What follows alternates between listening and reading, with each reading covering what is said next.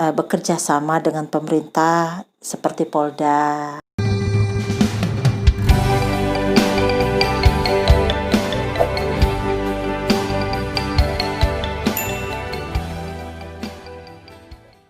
Assalamualaikum warahmatullahi wabarakatuh, Tabipun. Guys, kali ini selamat datang kembali di podcast Cewek Ekam Channel di program Komunitas dan Organisasi.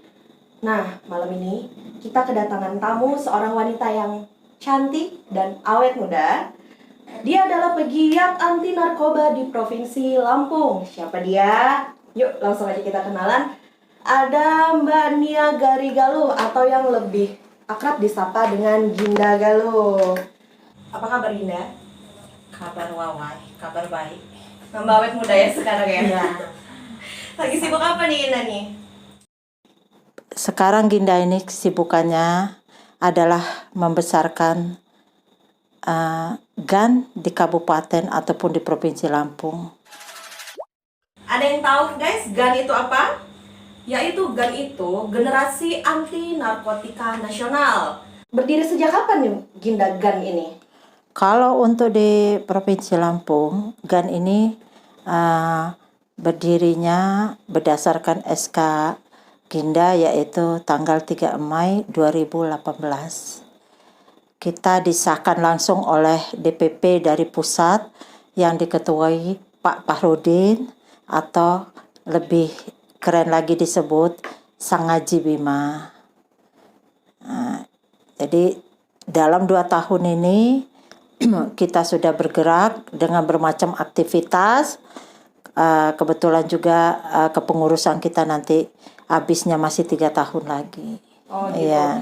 Jadi di GAN ini tuh ada beberapa pengurus kira-kira Ginda? Kalau untuk yang intinya kita terdiri dari penasehat dan pembina. Kemudian kita juga ada KSB yaitu ketua beserta wakil, bendahara beserta wakil, kemudian sekretaris beserta wakil. Tapi secara kerja profesionalnya kita dibantu dengan 13 divisi. Jadi kita lihat Iya. divisi ya Ginda ya? Iya. Itu udah mencakup keseluruhan ya? Iya. Provinsi Lampung ini merupakan salah satu gerbang di Pulau Sumatera untuk transaksi narkoba khususnya. Udah warawiri nih, gampang banget nih narkoba masuk ke Lampung nih ya. Iya. Itu menurut Ginda gimana nih tanggapannya nih? Ya, kalau menurut Ginda seperti ini. Memang pada dasarnya Lampung ini kan merupakan transit. Transit untuk semua pulau. Yaitu dari Sumatera ke Jawa, dari Jawa mau ke Kalimantan, daerah barat dan timur pasti melewati Lampung. Nah, jadi dalam transit tersebut gampang sekali Lampung ini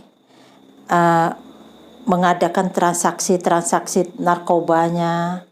Karena Lampung ini merupakan lintas pintu gerbang, lintas Sumatera.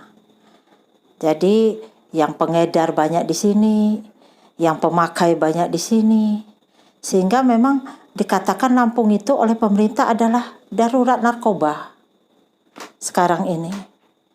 Ya, kita tidak bisa pungkirin dekat pula dengan Pulau Jawa, dekat pula dengan Pulau Sumatera. Dan memang Lampung juga di Sumatera letaknya. Iya, ada di gerbang Iya. Sumatera. Kan nggak bisa dipungkiri juga nih, kalau pengguna narkoba khususnya itu kan udah nggak tahu umur lah. Iya. Semua generasi Bisa memakai. dari orang tua, anak Benar. muda, apalagi yang lebih rentan tuh sekarang anak-anak milenial. Ya, benar. Nah, apa sih Ginda sebenarnya yang buat mereka itu bisa kecanduan sama narkoba tersebut? Apalagi artis-artis tuh, kebanyakan kecanduan kan. Beberapa artis itu kecanduan narkoba itu kan. Sebenarnya apa sih Ginda yang sangat rentan untuk mereka itu pakai narkoba? Oh, begitu. Begini ya. Kita seperti kita tahu tadi bahwa Lampung ini kan merupakan lintas gerbangnya Sumatera. Pintu gerbang Sumatera. Jadi segala pembauran itu ada yang masuk ke Lampung. baik yang dari Jawa, baik yang dari luar, dari Kalimantan, Sulawesi dan lain sebagainya. Nah, tentunya orang-orang yang masuk ke Lampung ini ada yang membawa pengaruh baik seperti kebudayaan, tapi ada juga yang pengaruh tidak baik seperti menjual narkoba, pemasok narkoba, ya kan, untuk anak-anak muda. Nah, kalau kita melihat ditinjau dari segi pemakai narkoba yang sekarang ini di tingkat remaja sampai ke tingkat dewasa. Nah, itu kalau untuk dewasa, untuk remaja, itu kurangnya pengawasan orang tua. Kenapa? Kadang-kadang orang tua kan sibuk mencari uang. Apalagi sekarang sudah kita baru-baru ini kena musibah COVID-19. Nah, otomatis orang tua itu kehilangan pekerjaan dan lain sebagainya. Nah, karena kehilangan pekerjaan, otomatis kan orang tua kadang-kadang terhadap anak itu tidak bisa komunikasi yang baik. Kenapa? Ya, yang ada pekerjaan mereka kan hilang.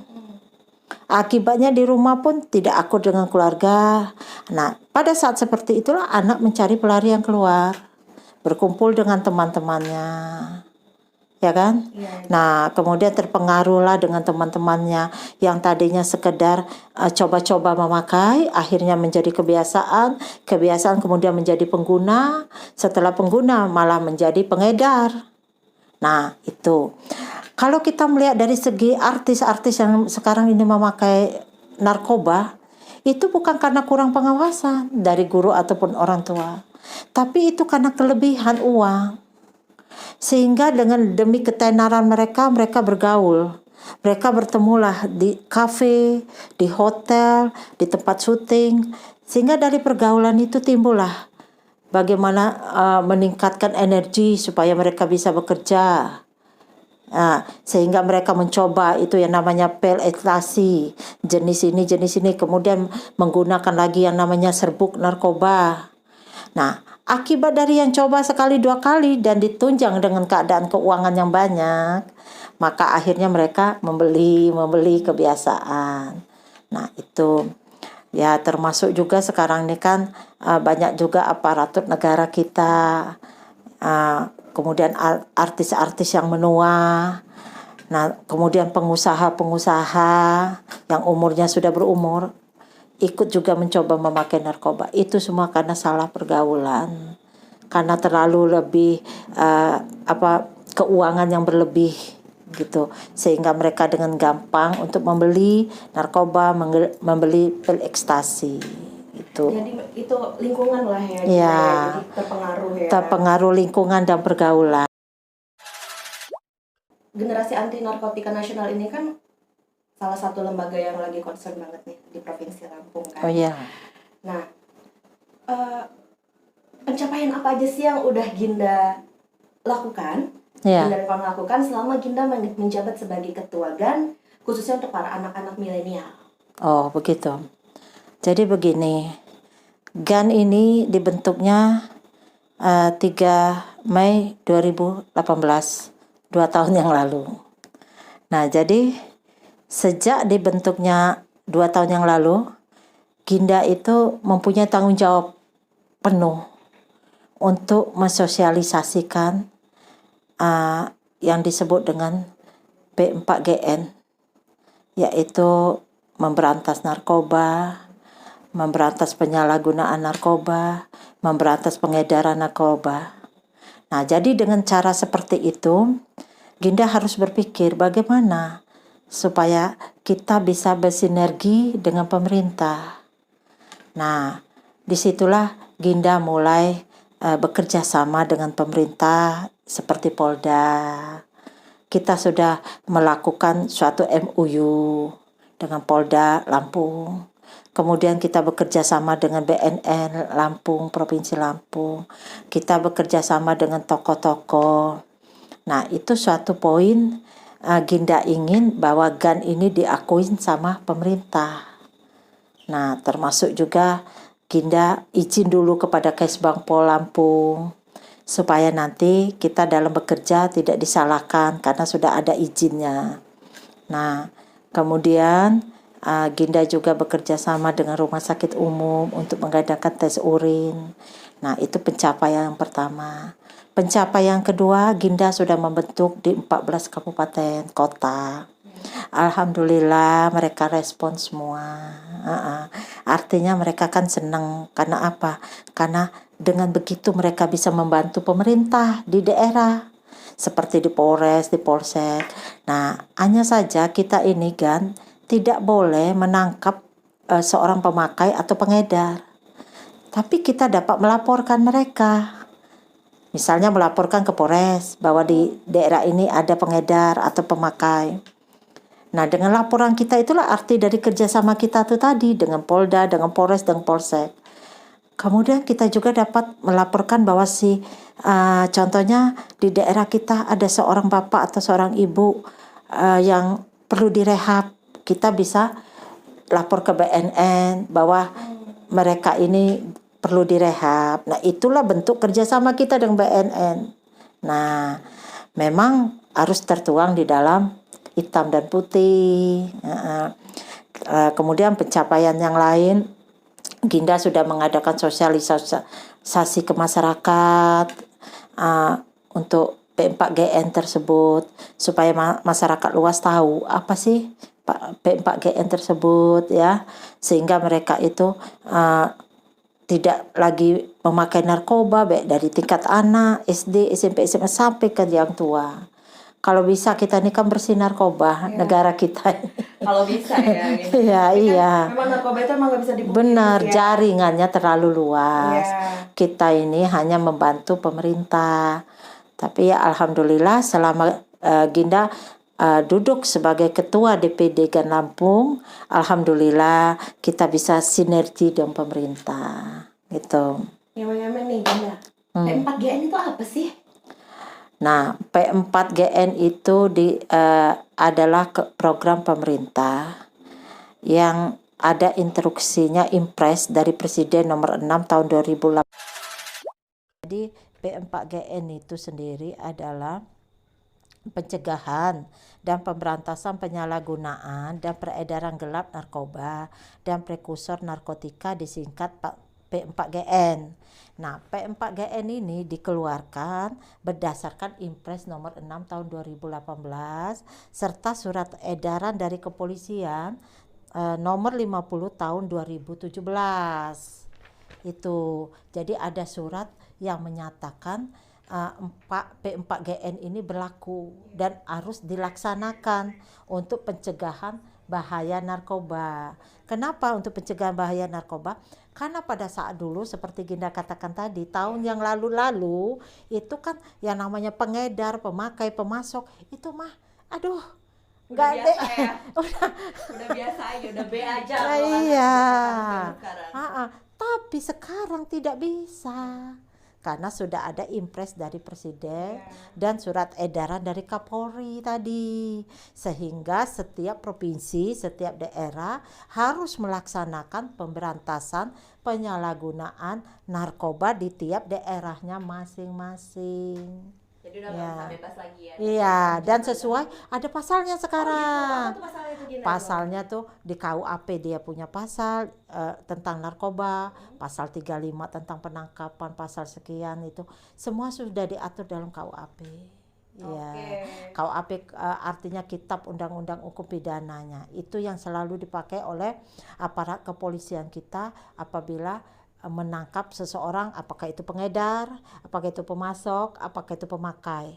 Tapi dilihat dengan usia mereka. Oh, jadi sesuai usia. Iya. Ya? Kalau misalnya usianya masih kanak-kanak lah, di bawah umur istilahnya, itu kita bisa masukkan ke penjara anak-anak sambil kita memberikan solusi rehabilitasinya. Ya kan? Nah, tapi kalau dia sudah berat bener, sampai pengedar, pemasok seperti di Tangerang itu ada pabriknya yang harus kita bongkar dan lain sebagainya. Nah, itu hukumannya 20 tahun ke atas atau seumur hidup. Oh, jadi lebih berat ya? Iya, hukumannya ya? iya gitu. Nah, menurut Ginda nih, gimana kinerja pemerintah dan aparatur negara khususnya untuk memberantas narkoba ini? Nah, secara kan di medsos dan ramai lah, bukan rahasia umum lagi, kalau di dalam penjara pun masih bisa transaksi narkoba. Ya, benar. Menurut Ginda gimana? Nah, begini ya. Memang waktu lapas, kita kan pernah dengar cerita lapas yang di daerah Cipinang sana, itu dirazia. Kemudian lapas yang di daerah apa namanya tuh, Sukabumi itu juga dirazia. Dikarenakan apa? Karena di situ terjadi peredaran narkoba antar tahanan. Kok bisa masuk? Ya, kok bisa masuk? Itu pertanyaannya kan? Padahal udah di penjara. Di penjara. Narkoba pun bisa masuk. Kenapa barang itu bisa Iya. masuk? Itu kan pertanyaan kita. Iya, benar. Dia dari luar bisa masuk, sedangkan si terdakwa ini sudah di penjara, berarti hukumannya sudah pasti, ya kan? Nah, itu semua tidak terlepas dari aparat yang ikut bermain. Oh, jadi di dalam penjara itu ada Iya, aparat ada bermain aparat, juga? iya.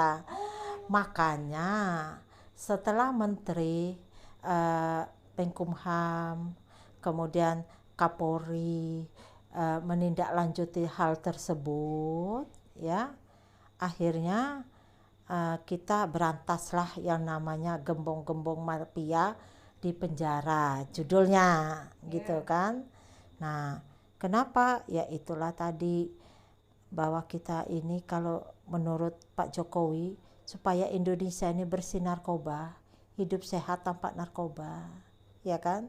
Nah, itulah. Tapi sekarang ini dengan adanya Impres nomor 6 tahun 2018 tadi, yang harus dilaksanakan oleh aparatur pemerintahan ASN dari tingkat atas sampai ke tingkat bawah, maka pihak Polri sudah mengeluarkan surat edaran yang nomor 250 tahun 2017 tadi, supaya semua aparatur negara itu dibersihkan dari unsur narkobanya dengan cara apa? Satu, tes urin.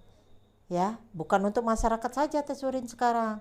Sudah untuk unsur pegawai, untuk unsur aparatur negara, ya kan? Termasuk juga mahasiswa, mahasiswi dan lain sebagainya. Dari tingkat SD sampai ke tingkat kampus, ya kan? Kemudian juga dari pemerintah kita juga sudah mencanangkan bahwa daerah-daerah yang gawat darurat atau darurat narkoba, itu artinya masuk zona merah seperti itu, harus diberantas sampai ke akar-akarnya, sehingga terjadilah yang namanya di penjara itu sekarang, baik kepala penjaranya, baik polisi yang bermainnya, itu sudah dibersihkan semua berdasarkan Impres dari Presiden. Terus Ginda, Bandar Lampung ini khususnya Vina menanya nih, pasti kalian semua pada mau tahu dong, zona merahnya narkoba di Bandar Lampung khususnya itu di mana aja yang paling banyak? Kalau untuk di daerah Lampung, kita sebetulnya tidak bisa seujon ya, tapi ini perkiraan yang laporan dari kepolisian yang Ginda tangkap dan Ginda tanya waktu kita masih di Polda ataupun di Polres ya. Memang yang termasuk zona merah di Bandar Lampung ini, satu, Lampung Selatan, karena dia terlalu dekat dengan Pulau Jawa, jadi gampang. Lampung Timur, ya. Kemudian juga Tulang Bawang. Nah, itu semua termasuk dalam zona-zona merah. Kenapa? Ya karena memang di sana seperti kita tahu kehidupan mereka, artinya kebanyakan anak-anak muda di sana itu, kebanyakan mereka itu tidak kreatif. Males ya? Ya, Males ya. jadi istilahnya, maaf yang ngomong, kalau selesai dari kebun, mereka kan diam di rumah orang tuanya. Nah, si anak-anaknya ini kan bergaul keluar tanpa pengawasan orang tua. Nah, bergaul dengan pendatang dari kota, ya. Nah, sehingga ayo kita beli. Yang tadinya sedikit jadi banyak, yang tadinya iya coba-coba. Yang tadinya 5.000 jadi 10.000. Yang tadinya cuman seuil dikit itu serbuknya, sekarang sekantong. Jadi Ya. berawal jadi coba-coba, terus ketagihan kan? Ya, ketagihan, kemudian jadi pemakai, kemudian sampai ke pengedar. Bisa. Itu biasanya kalau sudah sampai ke pemakai pengedar, itu sudah perubahan untuk kehidupan sosial mereka. Yang tadinya tidak punya uang, sudah mulai berbuat macam-macam kejahatan. Dengan cara apa? Melakukan penodongan, melakukan penjamretan, melakukan pencurian motor, pencurian rumah kosong. Untuk apa uangnya? Untuk membeli itu tadi barang, berupa pil ekstasi, berupa serbuk dan lain sebagainya, jenis-jenisnya. Itulah. Ya. Nah, Gina, kawan-kawan nih, khususnya Vina nih ya, pribadi takut nih sama yang namanya narkoba, karena narkoba ini kan sifatnya kecanduan dan ketagihan. Kalau kita kayak lagi ngebucin, kita ketagihan dan kecanduan. Narkoba ini sifatnya kayak bucin nih, bucin-bucin cinta, udah cinta nih. Nah, gimana, apa himbauannya dari Ginda untuk para remaja milenial lah khususnya, dan untuk para korban yang sudah kecanduan narkoba, biar mereka itu nggak pakai narkoba lagi? Oh begitu ya. Jadi begini, bagi pemuda-pemuda ataupun pemudi, perempuan dan laki ya, ini menyeluruh, apabila belum terkena dengan penyakit narkoba, satu, lebih baik menghindari bergaul dengan yang artinya pertemanan yang tidak benar, lingkungan yang tidak benar. Nah, kemudian juga untuk orang tua yang mempunyai anak remaja ABG itu lebih diawasin dengan ketat. Bukan karena kita pengawasan itu dalam arti kata kita tidak suka mereka bergaul, bukan. Tapi kita juga harus bisa melihat siapa teman-teman mereka supaya mereka tidak salah bergaul. Nah, kemudian juga untuk pesan Ginda untuk yang anak-anak muda zaman sekarang, kreatif apa artinya? Kreatif dalam pergaulan, kreatif di sekolah, kreatif juga di agama, mengikuti risma di masjid-masjid, mengikuti salawatan di masjid, ataupun juga kreatif bersama teman-teman seperti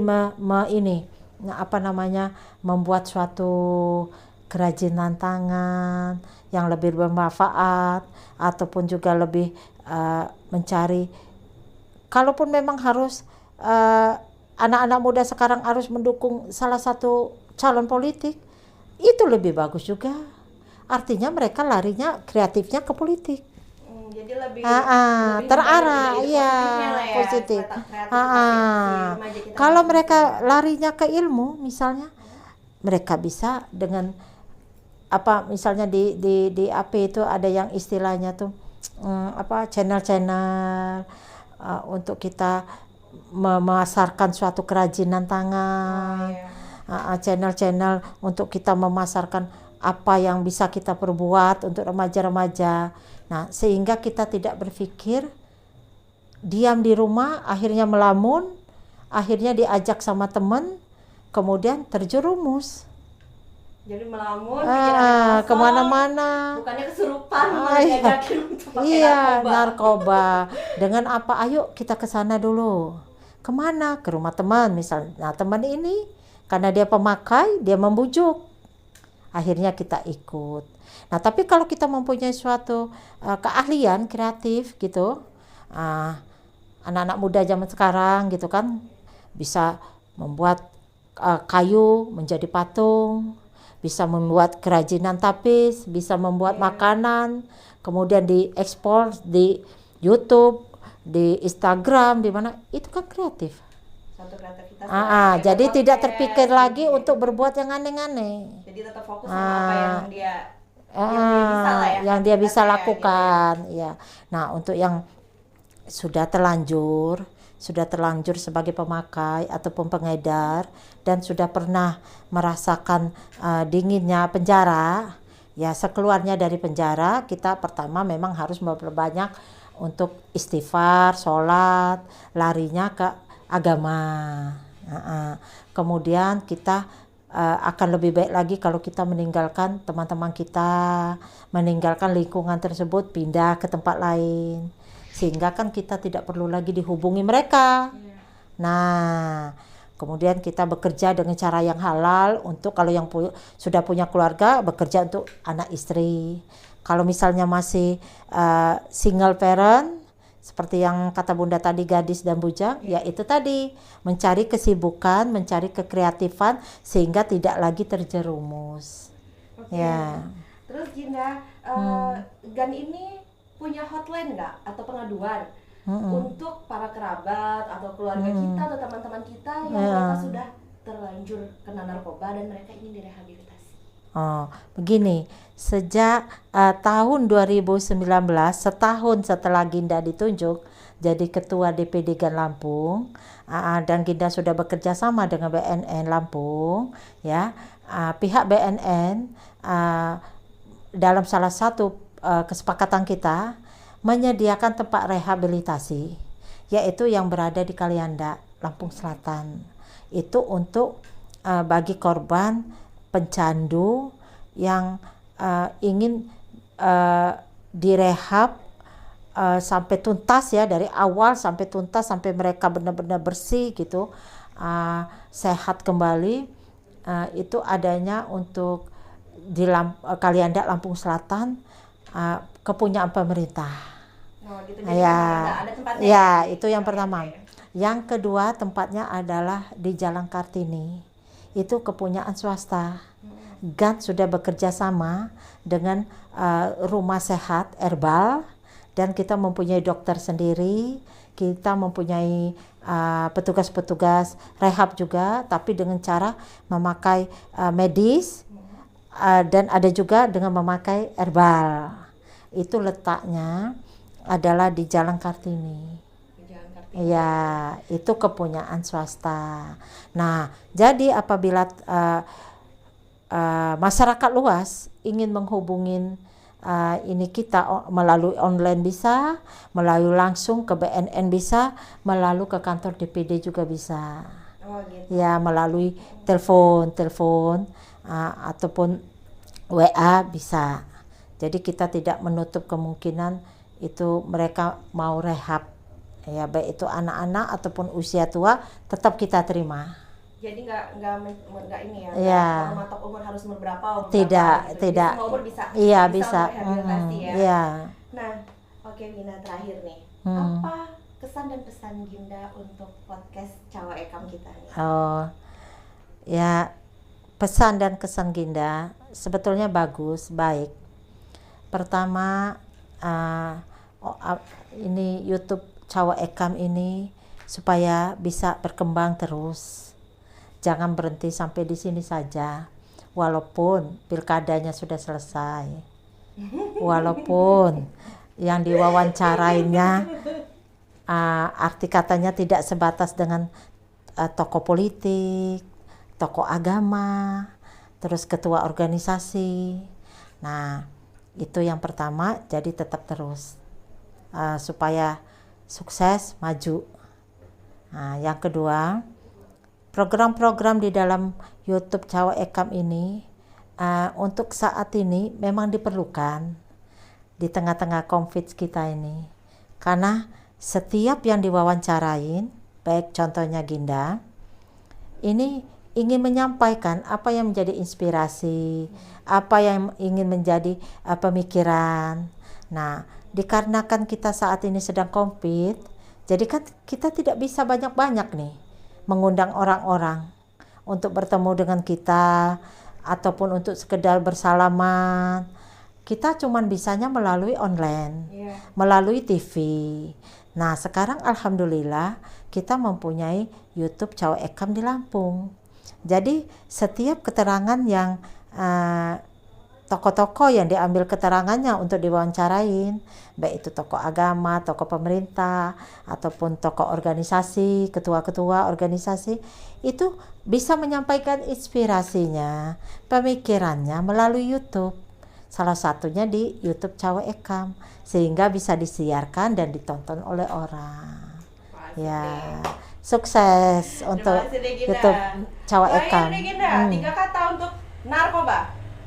Hidup sehat tanpa narkoba. Hidup sehat tanpa narkoba. Iya. Hidup sehat dengan cinta aja ya guys. Cinta dari kucing-kucing kita. Seru banget. Jadi buat kalian ya, khususnya semua warga yang ada di Lampung, gak usah lah ngambil uang untuk beli narkoba. Mending uangnya itu untuk beli beras. Apalagi di zaman pandemi kayak gini nih, susah lo dapat beras. Vina aja belum dapat beras dari Pak Wali lo. Mana Pak Wali? Vina belum dapat beras nih. Pak Wali nonton gak ya? Jadi jangan pernah mendekati narkoba, karena sekali kamu ketagihan, kamu gak akan bisa lepas dari narkoba. Oke, sekian ngobrol-ngobrol kita kali ini dengan Ketua Gandi Provinsi Lampung. Selalu untuk subscribe dan tekan tombol lonceng supaya kalian selalu dapat informasi terbaru dari channel podcast Cawa Ekam. Wassalamualaikum warahmatullahi wabarakatuh.